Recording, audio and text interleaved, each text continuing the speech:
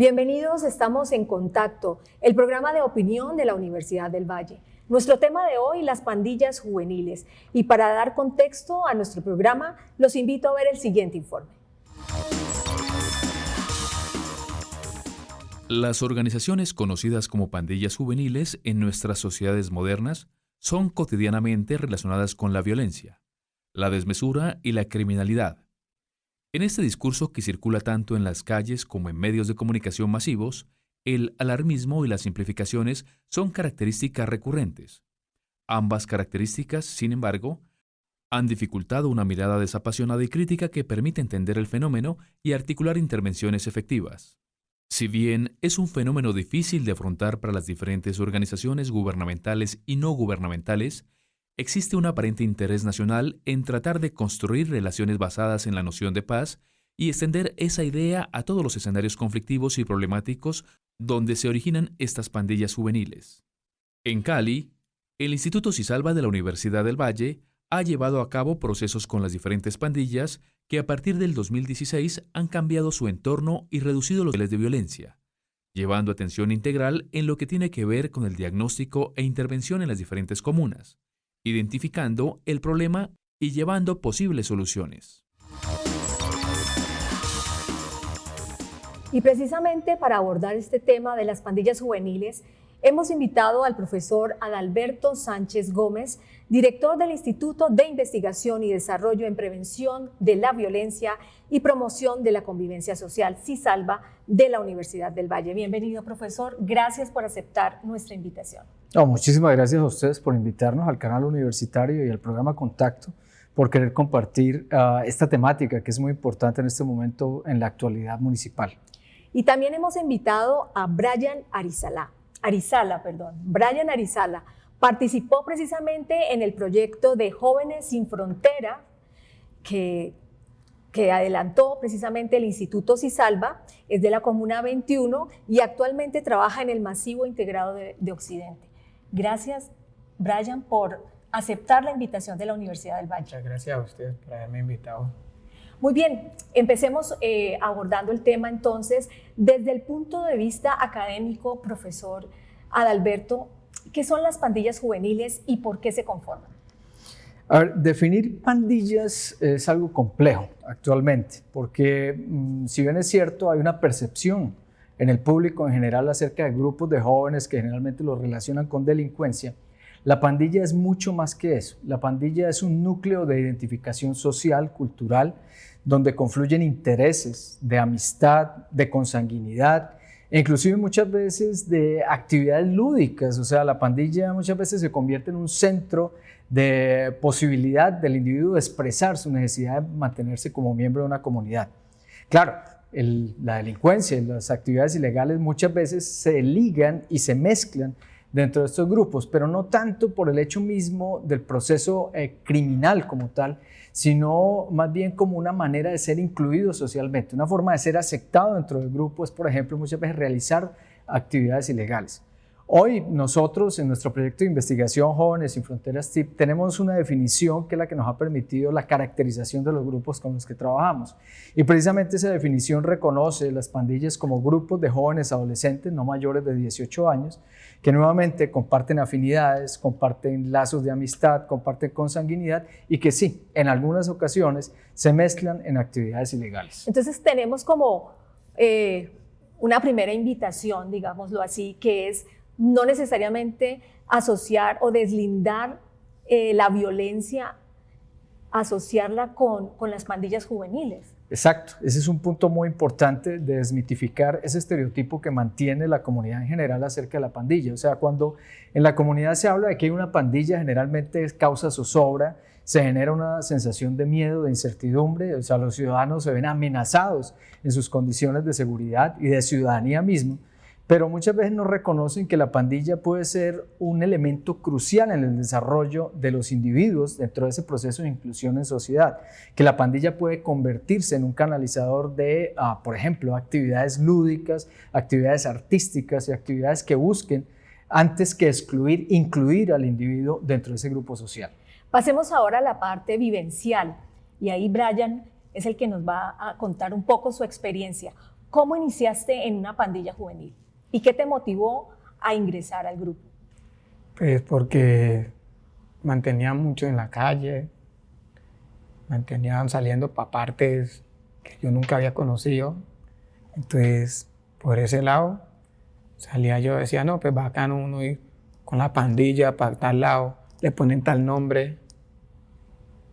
Y, ay, ¿vos de la pandilla tal? Sí, yo soy de la pandilla tal. Uy, pero no te dan, no, porque uno no necesita, o sea, yo soy de la pandilla, por decirlo, diabólicos, por decirlo así. Y los vende chicle. Pero nosotros no nos metemos en problemas con los vende chicles, ni nada por el estilo, nomás porque ahí hay primos, hay amigos.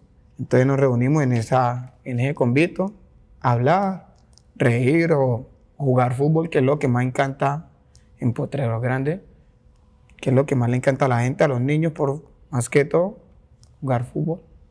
Entonces, por ahí mismo se van llamando. ¿Y cuántos años tenías cuando ingresaste a tu pandilla? 12 años. Tenías 12 años. ¿Qué actividades hacías? ¿Por qué dices que los de una pandilla no se metían con la otra?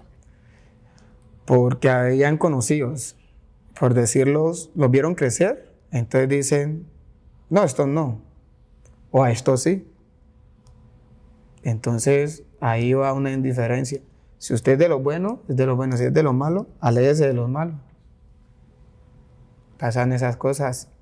¿Y cuáles eran las actividades que más te gustaban hacer con tu pandilla? Pues salir en cicla para la Orágeno, ir a jugar fútbol, que es lo que más encanta, como le decía, y bailar,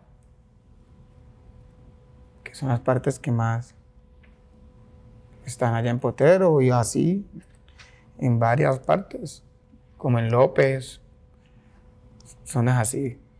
¿Y qué fue lo que te motivó a ser parte del proyecto Jóvenes Sin Fronteras? Pues porque me brindaron una forma mejor de vivir y de trabajar, porque ya tenía 2 hijos. Entonces me brindaron ese apoyo que necesitaba. Cuando tú dices que este proyecto Jóvenes Sin Fronteras te brindó una mejor forma de vivir, ¿a qué te refieres? Pues a lo mejor vivir a mis hijos, mejor vivir para mí también, más que todo, mi madre, mi padre, que fueron los que se esforzaron por sacarme adelante. Y este programa me ha dado mucho por que he terminado de estudiar y entonces pienso hacer otra carrera, entonces por eso digo que me ha brindado mucha. En tu parte personal, ¿qué es lo que más te ha aportado? Pues en el trabajo y socializarme con otros tipos de gente que nunca lo había hecho. Muy bien, Brian. Profesor Adalberto, hablemos un poco más sobre los factores principales que hacen que jóvenes y hasta niños ingresen a estas pandillas juveniles. Básicamente, lo que hemos notado en este estudio, que es, además de ser un proyecto participativo y de transformación, es un proyecto de investigación. Como digo, lo que hemos visto es que el elemento principal que conlleva al individuo a vincularse a una pandilla es la exclusión. El individuo siente exclusión por parte de su entorno social y encuentra en ese grupo donde hay afinidades la manera de sentirse un miembro más, o sea, de sentir esa inclusión que necesita para su desarrollo personal. Como tal, pues el fenómeno de violencia y convivencia es un fenómeno que el Instituto ha investigado no recientemente, sino casi desde hace 25 años atrás. Y a partir de muchos de los estudios que se han hecho dentro del instituto, se ha caracterizado una condición muy especial de tipo social y económica en las zonas marginales de la ciudad de Cali. Por eso fruto de estas investigaciones, por ejemplo, tenemos proyectos como el proyecto TIOS, que son los territorios de inclusión y oportunidad social, que nos mostraban a nosotros que en las comunidades donde había una, llamémoslo así, depresión económica, esa depresión no era per se una condición innata, sino que era una condición que se desarrollaba por la exclusión de los individuos en el sistema productivo. Entonces, nosotros hoy hemos caracterizado eso. Tenemos jóvenes en una situación de vulnerabilidad, y así los definimos, no utilizamos otras definiciones comunes en el lenguaje popular, sino jóvenes en situación de vulnerabilidad, que veían de alguna manera una carencia de derechos, una carencia de oportunidades a pertenecer en un sistema productivo. Y eso, vuelve y juega, se convierte en ese factor principal que lleva a estos muchachos a incluirse en pandillas. Pero de todas maneras, el hecho de que la sociedad vincule la violencia y tenga temor a las pandillas juveniles no es gratuito. De alguna manera, el fenómeno de las pandillas juveniles también es una realidad, también incluye elementos de la violencia. Sí, eso es muy cierto. O sea, no podemos negar que definitivamente en muchas de estas agrupaciones que llamamos pandillas hay muchas veces una mezcla directa con las bandas criminales. O sea, notamos muchas veces que hay miembros de pandillas que se pasan o hacen tránsito por bandas criminales y que regresan nuevamente a la pandilla o regresan nuevamente a este grupo de inclusión y empiezan a generar escenarios de entrenamiento y práctica hacia este tipo de acciones ilegales. Sin embargo, algo que notamos muy interesante en este trabajo de investigación es que en los muchachos siempre había, o en todos estos jóvenes en situación de vulnerabilidad, siempre había una condición especial por buscar actividades que fueran socialmente aceptadas. O sea, si bien es cierto, algunas veces se vinculaban a acciones de este tipo, su interés principal al estar en la pandilla no era cometer acciones ilegales. La acción ilegal algunas veces también salía por el mismo reto de aceptación. O sea, muchas veces la acción ilegal implicaba una manera de ser reconocido en la pandilla y de adquirir un estatus y una jerarquía dentro de esa organización social y cultural. Pero vuelve y juega, creemos que definitivamente el elemento de la ilegalidad, el elemento de la criminalidad debe ser de alguna manera tenido o mirado al lado de lo que es el fenómeno de pandilla como tal. Muy bien, estamos en contacto y ya regresamos después de una pausa.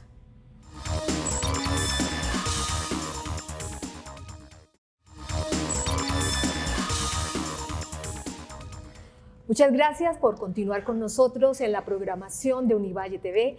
Estamos en el programa En Contacto. Nuestro tema de hoy, las pandillas juveniles. Estamos con el profesor Adalberto Sánchez y con Brian Arizala, que también nos acompaña en nuestro programa de hoy. Vamos avanzando con el tema. Profesor Adalberto, cuéntenos, ¿podemos hablar de un fenómeno homogéneo de las pandillas juveniles en Colombia? Ahora, yo diría que no. Yo diría que definitivamente el fenómeno de la pandilla, y no solo en Colombia, sino en el mundo, es un fenómeno que nace dentro de la sociedad y la cultura misma, y con una georreferenciación especial.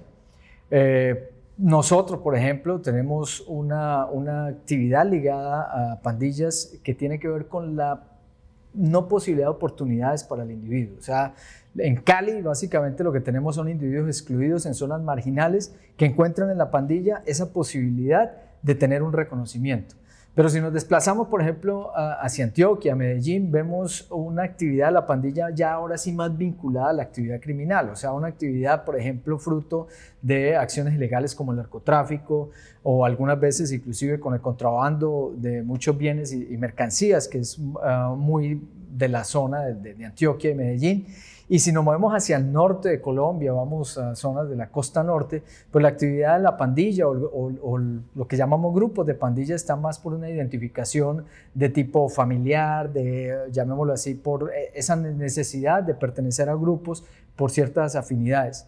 Y nuevamente, si lo miramos en el mundo, el fenómeno es diferente. No es lo mismo la mara centroamericana, la ganga neoyorquina o californiana de lo que son nuestras pandillas en Colombia. Ni siquiera nuestras pandillas de Colombia se parecen a las pandillas de otros países latinoamericanos como Perú, por ejemplo, que también sufre de este flagelo, si lo pudiéramos llamar así. Entonces, definitivamente no, es un fenómeno particular, y algo interesante en nuestro proyecto de investigación es que a partir del reconocimiento de esas particularidades mismas del fenómeno en Cali, nos ha permitido desarrollar estrategias de participación dentro de esta comunidad que creemos nos ha asegurado unos resultados muy positivos dentro de lo que ha sido el impacto del mismo proyecto. Me llama mucho la atención, profesora Adalberto, que en su investigación, para entender el fenómeno de las pandillas juveniles en nuestra ciudad, digamos que el narcotráfico no salte a la primera, sino que es la exclusión social de los jóvenes.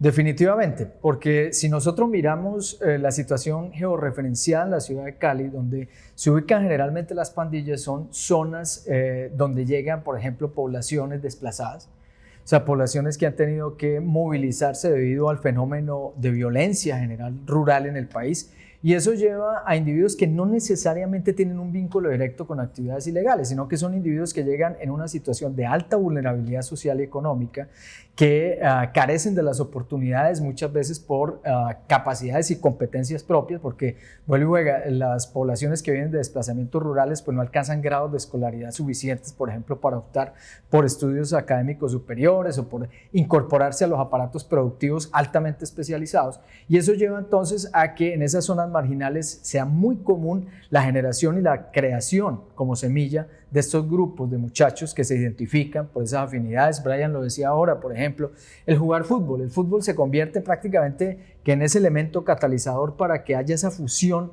de individuos en la pandilla. El fútbol llama a los jóvenes, el fútbol los integra, y eso hace que empiecen a partir de esa actividad deportiva a compartir intereses, a encontrar afinidades, a encontrar gustos. Brian lo decía, nos gusta bailar. Dentro del fútbol, pues hoy lo vemos, nuestros jugadores son excelentes bailarines cada vez que celebran un gol, entonces ellos encuentran esa afinidad e inmediatamente la desarrollan, y eso hace que se identifiquen como grupo. Brian, tú nos contabas que eres de la Comuna 21. En tu comunidad, por ejemplo, para precisamente generar esta inclusión y reconocimiento social, ¿qué les pedirías a las personas? Pues, ¿qué le pediría a las personas? Que sean más sociales y que sean poco amable con las otras personas, porque siempre no puede serlas alegando entre las mismas personas que habemos ahí. Pues yo siempre pediría que hubiera más programas para seguir ayudando más jóvenes. ¿Qué crees que le hace falta a tu comuna para mejorar, por ejemplo? Pues para mejorar, pues una escuela de fútbol, un colegio que no sea, como le digo, es que hay muchos colegios, pero hay niños que dicen, no, yo para allá no paso porque eso está ya en el 2, por decirlo así. No, está en el 5, no, yo para allá no paso, me da miedo. Entonces, que hagan, pues, por decirlo, un colegio en el centro, ¿sí? Para que más de uno le gusta estudiar, ¿sí? Sino que no va, es por lo que pasa. Por la situación de sí, seguridad. Por la situación. Pero entonces, mi sargento Valencia pues si van ahí para tal lado, llamen una patrulla, nos acompaña. Pero hay niños que no se sienten confiados de eso, y entonces no van a estudiar por eso. Esta situación, profesora Alberto, es muy delicada, porque es prácticamente los niños y los jóvenes están en una situación de absoluta vulnerabilidad. Hablemos un poco de las políticas públicas, cómo las políticas públicas pueden favorecer la prevención de este tipo de situaciones. Ahora yo creo que, y vamos a hablar del ámbito local, el ámbito Cali. Yo creo que nuestra administración municipal y encabeza la Secretaría de Seguridad y Justicia ha repensado el problema de la seguridad y la convivencia en la ciudad, cambiando un poco la dinámica de políticas públicas. Generalmente cuando uno habla de problemas de seguridad, inmediatamente piensa que la solución es represión. Si uno sale hoy, por ejemplo, a preguntarle al ciudadano común qué quiere para sentirse seguro, por ejemplo, va a decirle que en vez de que estén los policías, pongamos militares. Una represión, o sea, buscamos eso. Sin embargo, la administración municipal se ha repensado. Ha mirado lo que es el dato técnico que grupos como el nuestro, Cisalva y otros más en la ciudad han producido y han generado durante años, y ha cambiado esa dinámica de políticas públicas. ¿Cómo? Pensando en programas precisamente que busquen reconocer esos derechos de ciudadano que tienen los individuos en situación de vulnerabilidad. O sea, no es el individuo per se que está cometiendo un delito, sino el nacimiento de una estructura que genera condiciones para que el individuo cometa el delito. ¿Cómo poder menguar y mitigar esa situación? Entonces creo que hoy la administración municipal, vuelve y juega, ha hecho una inversión y está pensando en políticas que buscan eso, el reconocimiento de ciudadanía, que cada uno de los casi 2 millones, aunque el censo hoy en Cali es un enigma, no sabemos en realidad cuántos somos, pero digamos que casi los 2 millones de habitantes sientan que son de verdad ciudadanos de la ciudad de Cali, y que somos ciudadanos todos con esas oportunidades de participar, como lo decía Brian, en educación, de formación, que tengan oportunidades de actividades deportivas. Brian lo dijo, una escuela de fútbol. Qué bueno podría ser que después de la actividad escolar los muchachos en Potrero Grande, por ejemplo, tuvieran la posibilidad de estar formándose al lado de capacitadores que les permitiera explotar esas condiciones de futbolistas. El baile. Políticas públicas como por ejemplo encaminadas a generar mucha más dinámica en recreación e inclusive estamos hablando hoy de una economía naranja basada en productividad o producto bruto en actividades de entretenimiento. Cali es una ciudad de baile, de salsa.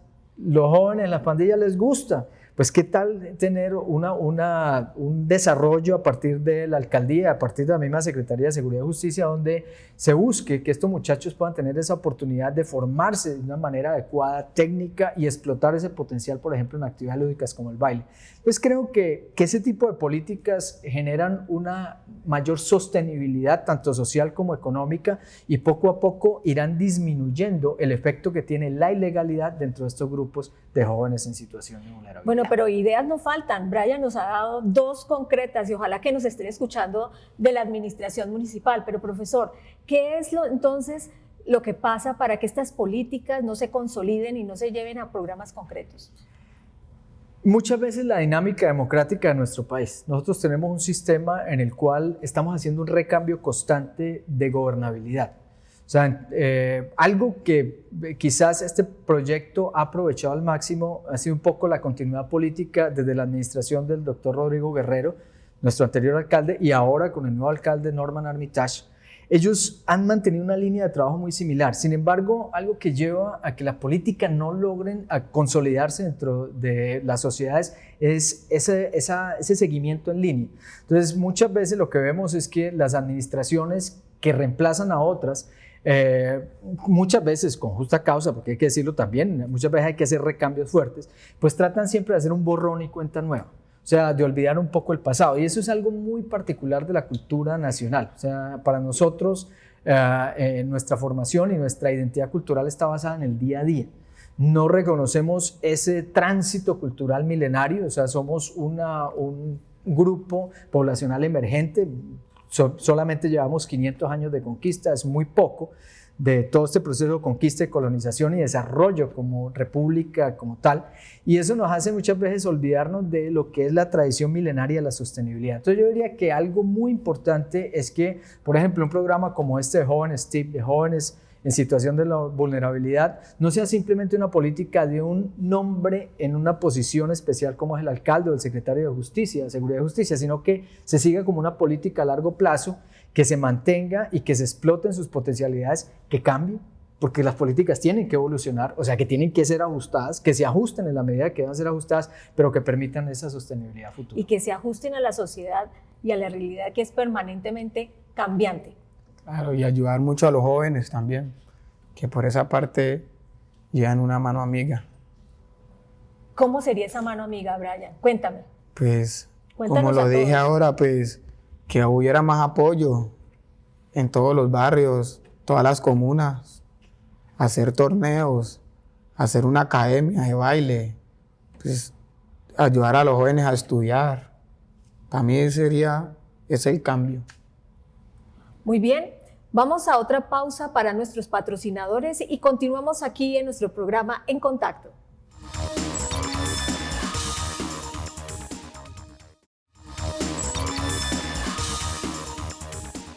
De regreso nuevamente en contacto con nuestro tema de hoy, las pandillas juveniles. Estamos con el profesor Adalberto Sánchez, director del Instituto Cisalva. Profesor Adalberto, quiero que hablemos ahora un poco más del proyecto de investigación que ustedes adelantaron, Jóvenes Sin Frontera TIC. Cuéntenos cuántos grupos participaron en la investigación y cómo ha sido el proceso. A ver, este ha sido un proyecto ambicioso por parte del instituto, de mucha colaboración con la Policía Metropolitana, con la Alcaldía, con su Secretaría de Seguridad y Justicia y con otros actores del escenario social económico en los cuales se ven inmersos los jóvenes en situación de vulnerabilidad. ¿Cómo nace? Nace de un diagnóstico, una caracterización. O O sea, el Instituto CISALVA durante muchos años ha sido un abanderado de los observatorios de seguridad y justicia, de unos observatorios que están de alguna manera revisando la dinámica en lo que tiene que ver con, por ejemplo, situaciones extremas, el homicidio, el robo, ¿cierto? Y a partir de del análisis de esos datos, pues se encuentran ciertas características especiales en los entornos comunitarios, en los entornos sociales, y ahí encontramos que el fenómeno de los grupos de jóvenes en situación de vulnerabilidad era un fenómeno crítico para la ciudad de Cali. Lo que hablábamos en un principio, una percepción de inseguridad en zonas donde estaban estos grupos. Había la existencia de lo que llamamos unas fronteras invisibles, donde muchas veces los miembros de la comunidad no querían cruzar o atravesar esas fronteras por un cierto temor de ser vulnerados sus derechos por estos grupos de jóvenes. Y eso nos llevó entonces a proponer un programa que desde una aproximación sistémica, o sea, no viera el problema desde un punto de vista, sino desde múltiples puntos de vista, construyera y modulara una serie de componentes que permitieran cambiar esta dinámica social en la ciudad de Cali. Y así nació Jóvenes Sin Fronteras, TIP, Territorios de Inclusión y Paz. Este proyecto entonces tenía como objetivo inicial, luego, saber qué o cómo estaba constituido el fenómeno de las pandillas en Cali. Pudimos hacer un diagnóstico en varias de las comunes por una georreferenciación. Trabajamos principalmente la comuna 1, la 6, de la 13 a la 21, a excepción de la 17. Y ahí logramos entender que habían ciertas situaciones que conllevaban a la creación de estos grupos. Y eso nos llevó a hacer un ajuste desde la perspectiva psicosocial, desde la perspectiva de ciudadanía, desde la perspectiva social y económica, e inclusive hoy en día estamos trabajando también un componente muy importante en el proyecto que se llama el componente de empleabilidad.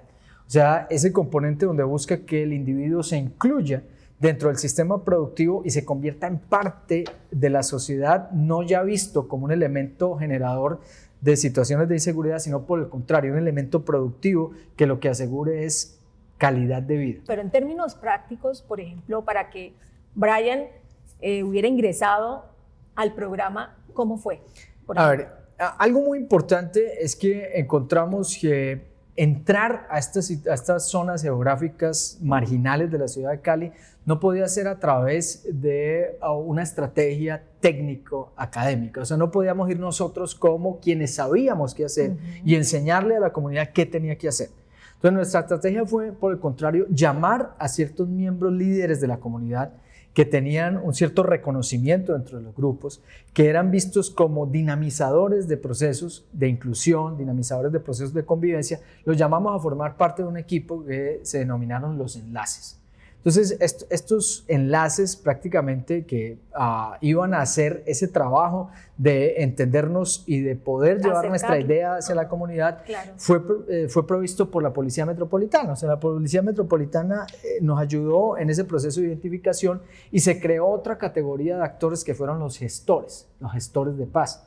Entonces los enlaces y los gestores entraban en terreno a hacer ese reconocimiento. Nosotros conformábamos un equipo de apoyo con otros integrantes que eran los educadores, y finalmente habían unos coordinadores que entre todos construían una malla o un tejido que permitía articular lo que eran nuestras ideas desde el punto de vista académico de cómo cambiar esa dinámica en estos grupos sociales, y segundo, nos permitía que esos grupos sociales reconocieran en el proyecto una oportunidad de romper ese círculo vicioso en el cual ellos se encontraban inmersos. O sea, nosotros veíamos en nuestra caracterización que los muchachos, como lo decía Brian ahora, se quejaban porque no tenían oportunidades de educación, porque no podían acceder a un colegio X porque estaban en una zona donde había una frontera invisible. Entonces, a través de toda esta malla que construimos, logramos generar estrategias en donde la educación se convertía en un eje de convocatoria, donde los muchachos entendían que recibir una educación, recibir una instrucción, recibir competencias y herramientas les iba a permitir a ellos cambiar su dinámica. Y de esa manera fue creciendo. Luego se pasó a una actividad de tipo psicosocial, inclusive donde desarrollamos actividades que llamamos del autocuidado. O sea, que ellos mismos reconocieran que no necesariamente era otro el que debía estar detrás de ellos diciéndoles qué hacer o no hacer, sino que ellos mismos deberían convertirse en elementos propios de autocuidarse, de saber cuáles eran las acciones correctas, cuáles no debían realizarse, y eso les diera a ellos una posibilidad de mantener un estatus dentro del grupo. Y para Brian, ¿fue fácil ingresar a este proyecto Jóvenes Sin Frontera? ¿Qué fue ¿Tuviste alguna resistencia? ¿Cuál fue lo más difícil de afrontar en todo este proceso? Lo primero no quería. ¿Por qué no querías, Brian? Porque, o sea, habían personas que yo no le hablaba y estaban en el programa, entonces yo veía que se socializaba mucho, entonces yo decía no, hasta que me dijeron, no, pues vamos a meternos a eso, a ver qué. Me metí, entonces ya fue gustándome, ya me comencé a hablar, ahí ya comenzamos a disculpar, que esto y lo otro. Entonces ya comenzamos a ser amigos, por decirlo. Ahorita, antes éramos, pues, por decirlo, enemigos. Ahora somos los mejores amigos. Ahora, si usted va para un lado, ay, mano, ¿para dónde va? No, yo voy para tal lado. Vamos, hágale, mano, que yo lo llevo. Cositas así. Y ahora nos contaste algo fuera de cámaras, Brian. ¿Cómo se llamaba tu pandilla? Los Diabólicos. Se llamaban Los Diabólicos. ¿Y por qué le pusieron Los Diabólicos? Pues porque éramos muchos y éramos muy canzones. ¿Y luego le hicieron algún cambio? Pues cuando llamamos Los Diabólicos era en el 5. Yo vivía en el 5. Yo me pasé a vivir con mis padres al 6. Pero de todas maneras yo hablaba con ellos porque a veces antes tocaba que hacerse amigos de los malos para poder usted pasar para otro sector, porque habían fronteras invisibles. Entonces usted decía, yo quiero pasar para allá, yo quiero conocer gente allá, pero usted tenía un conocido, siempre tenía un conocido usted.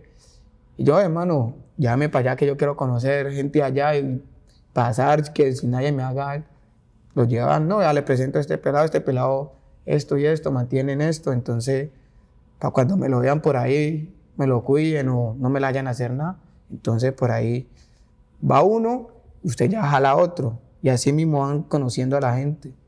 Entonces, Brian, en este proceso tú también te volviste un líder. Por decirlo así.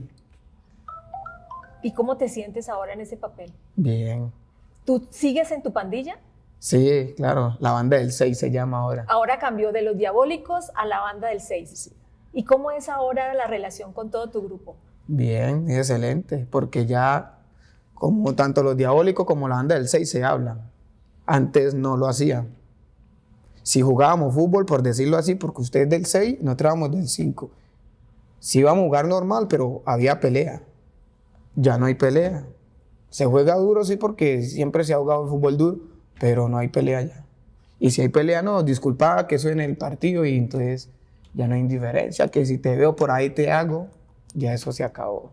Pues por la experiencia que nos cuenta Brian, profesora Adalberto, sin duda este ha sido un proyecto de investigación exitoso.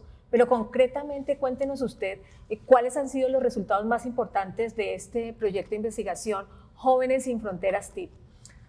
A ver, nosotros en la academia siempre tratamos de medir todo de manera cuántica. Nos gustan los resultados por cifras, medimos cifras.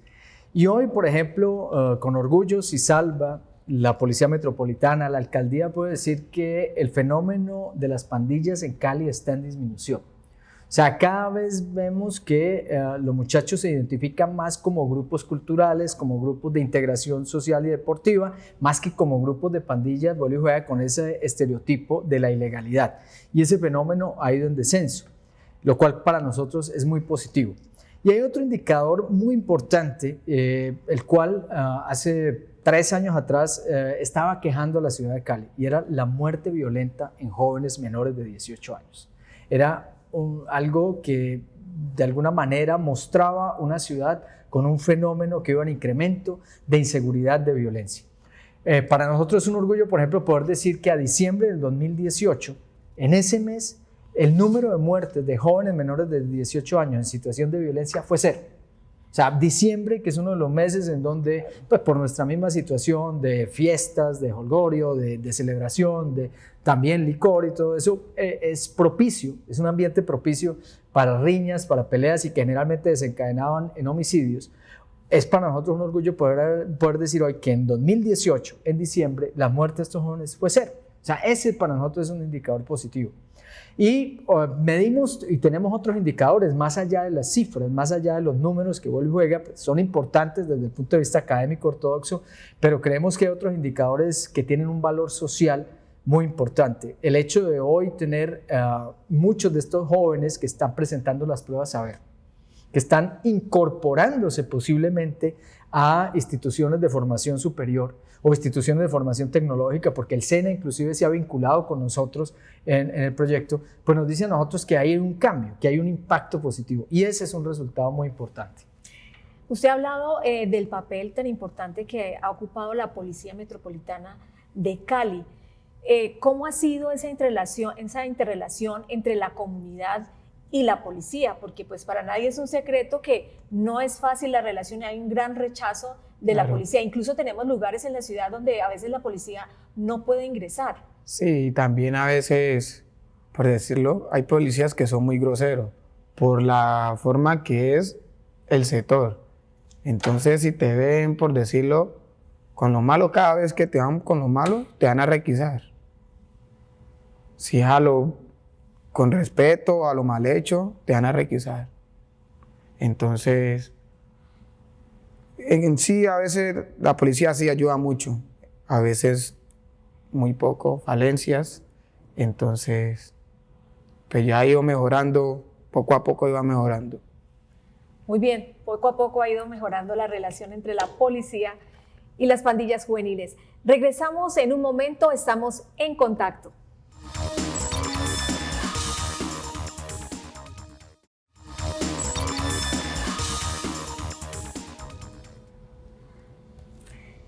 Regresamos, estamos en contacto con la Universidad del Valle. Con este tema de las pandillas juveniles quisimos abordar algunos transeúntes y miembros de la comunidad universitaria para que nos comentaran qué opinan al respecto. Veamos.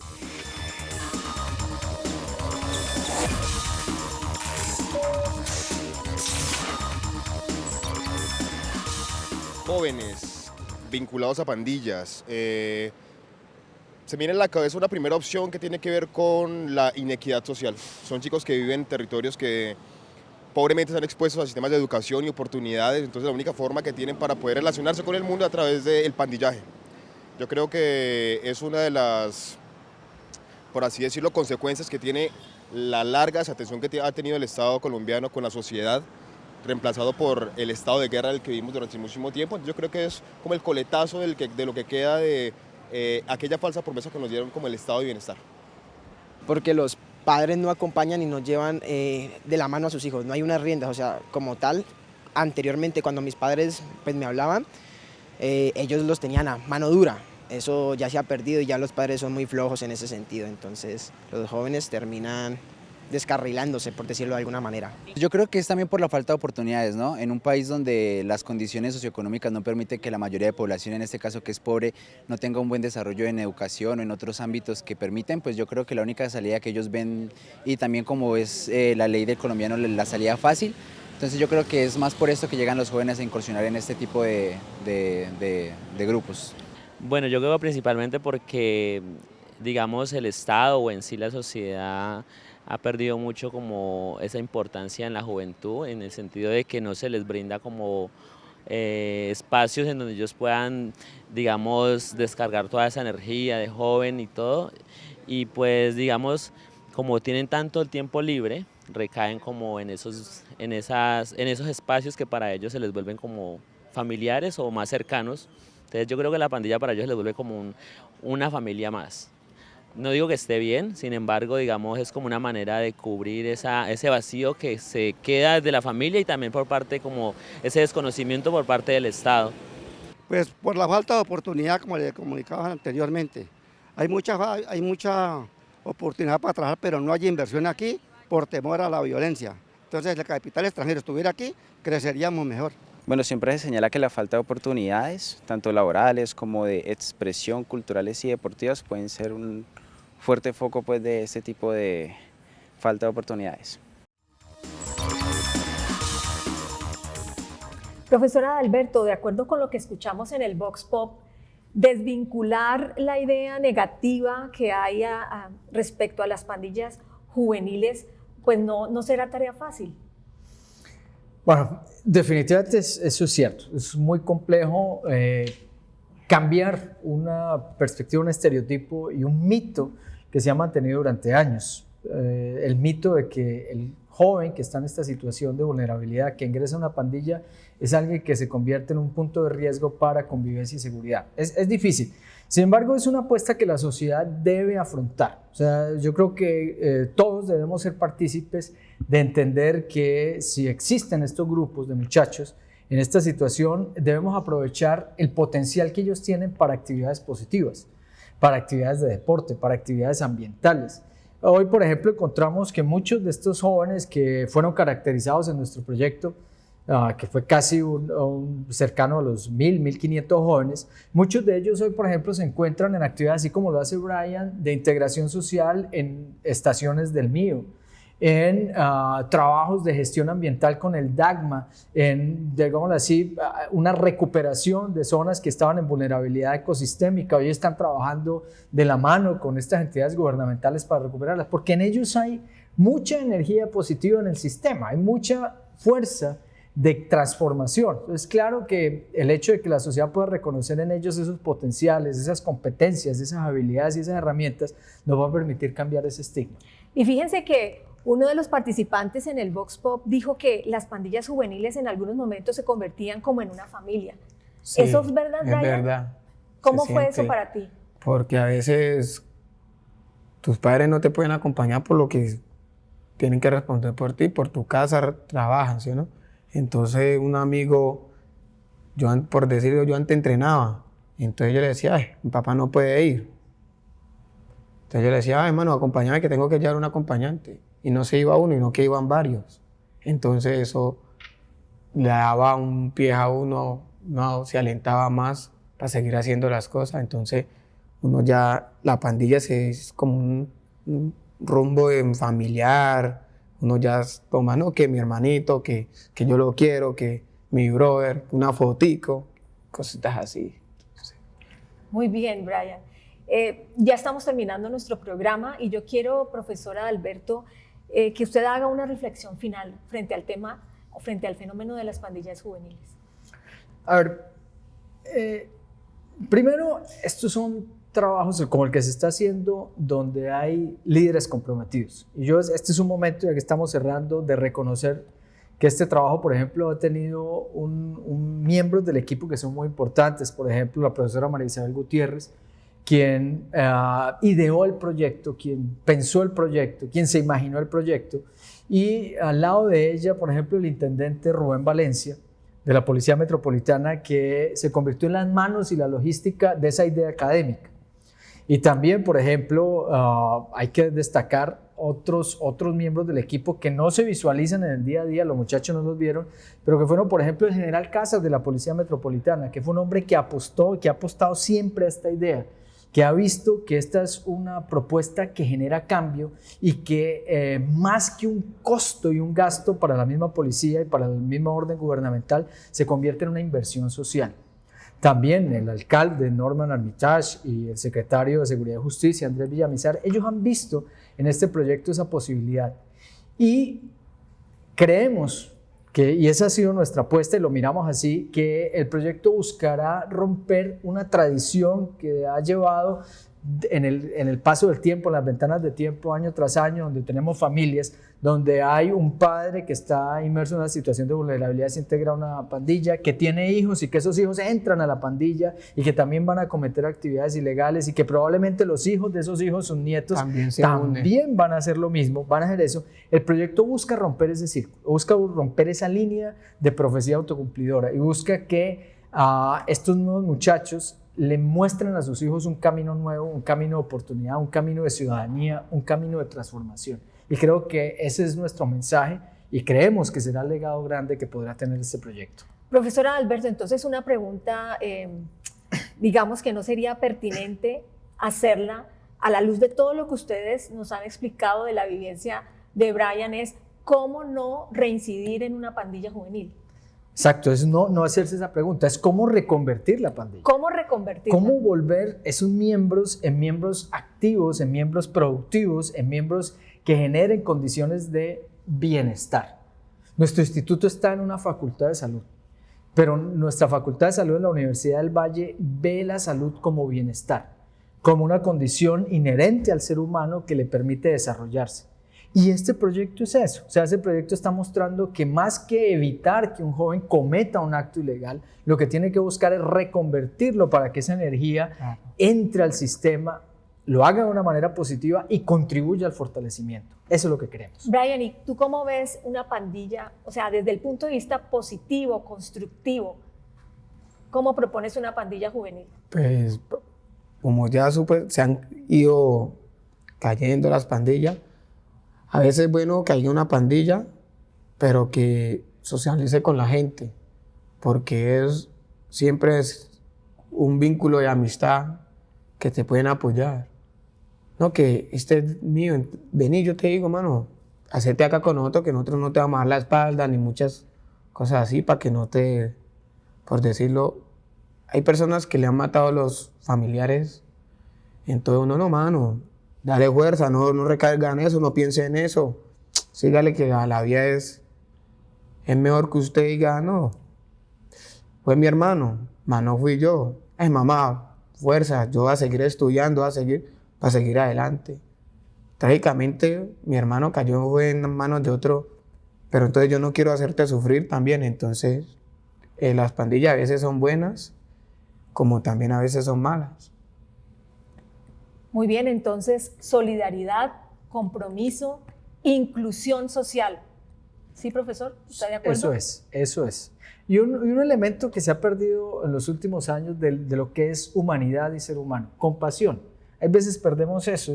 A mí me causa mucha curiosidad cuando la gente a través de un mensaje de WhatsApp se sorprende porque un perro acompaña a otro perro en una situación de desgracia, ¿cierto?